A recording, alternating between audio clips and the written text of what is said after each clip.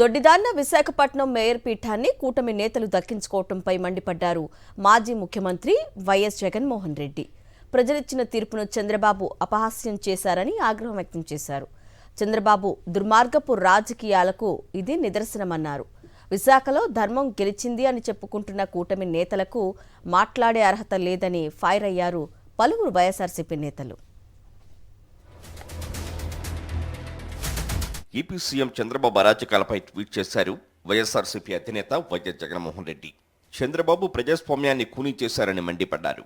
ప్రజలిచ్చిన తీర్పును అపహాస్యం చేశారని ఆగ్రహం వ్యక్తం చేశారు.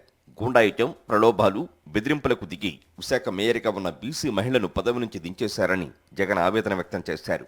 గ్రేటర్ విశాఖ మున్సిపల్ కార్పొరేషన్లో వైఎస్ఆర్సీపీ 58 స్థానాలు గెలుచుకుంటే టీడీపీ కేవలం 30 డివిజన్లలో మాత్రమే గెలిచింది. అలాంటప్పుడు ఏ రకంగా మేయర్ పదవి టీడీపీకి వస్తుంది చంద్రబాబు అని ప్రశ్నించారు వైఎస్ జగన్మోహన్ రెడ్డి. బీసీలకు ప్రాధాన్యమిచ్చి ఓ యాదవ మహిళను వైఎస్ఆర్సీపీ మేయర్ పీఠంపై కూర్చోబెట్టిందన్నారు. మరో ఏడాది గడిస్తే పదవీకాలం పూర్తవుతుందని తెలిసి కూడా చంద్రబాబు ప్రజాస్వామ్యాన్ని సమాధి చేశారని ధ్వజమెత్తారు.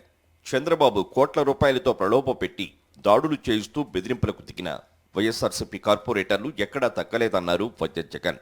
కుటిల యత్నాలను ధీటుగా ఎదుర్కొన్న వైఎస్ఆర్సీపీ కార్పొరేటర్లకు వైఎస్ జగన్మోహన్ రెడ్డి హ్యాట్స్ ఆఫ్ చెప్పారు. చంద్రబాబు అప్రజాస్వామిక విధానాలకు గుణపాఠం తప్పదని హెచ్చరించారు ఆయన. విశాఖలో ధర్మం గెలిచిందన్న కూటమి నేతలకు మాట్లాడే అర్హత లేదన్నారు మాజీ మంత్రి గుడివాడ అమర్నాథ్. అవిశ్వాసం నెగ్గినప్పటికీ విశాఖ ప్రజల విశ్వాసాన్ని కూటమి కోల్పోయిందన్నారు. రానున్న రోజుల్లో ప్రజలే కూటమి నేతలకు బుద్ధి చెప్తారన్నారు అమర్నాథ్.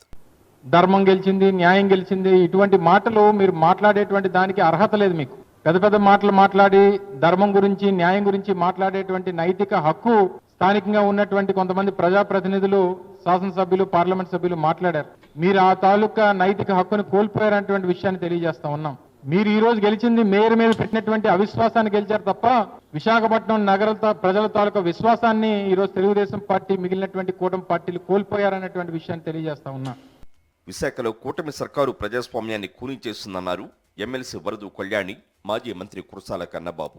సావు బతుకుల మధ్య మ్యాజిక్ ఫిగర్ను చేరుకొని కుట్రలు, కుతంత్రాలతో మేయర్ పీఠం కైవసం చేసుకుందని మండిపడ్డారు. ఇంత దారుణంగా టికెట్ ఇచ్చిన పార్టీకి వెన్నుపోటు పోవడం నిజంగా చాలా బాధాకరమైన విషయం. ప్రజలన్నీ గమనిస్తూ ఉన్నారు.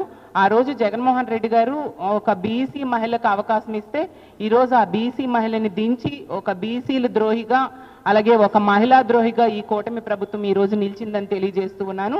ఖచ్చితంగా ఎవరు ఎన్ని కుట్రలు, కుతంత్రాలు పనినా కూడా మా వైఎస్ఆర్ కాంగ్రెస్ పార్టీ ఎప్పుడు కూడా ప్రజల తరపున నిలబడే పార్టీ. ఈరోజు అవిశ్వాస తీర్మానం ముగిసింది. 74 మంది అవసరమైతే 74 మంది సభ్యులతో మ్యాజిక్ ఫిగర్ని చేరుకుని ఇది గెలుచుకోగలిగామని కూటమి సంబరం పడుతూ ఉంది. చావు బతుకుల మధ్య మ్యాజిక్ ఫిగర్ చేరుకున్నారు.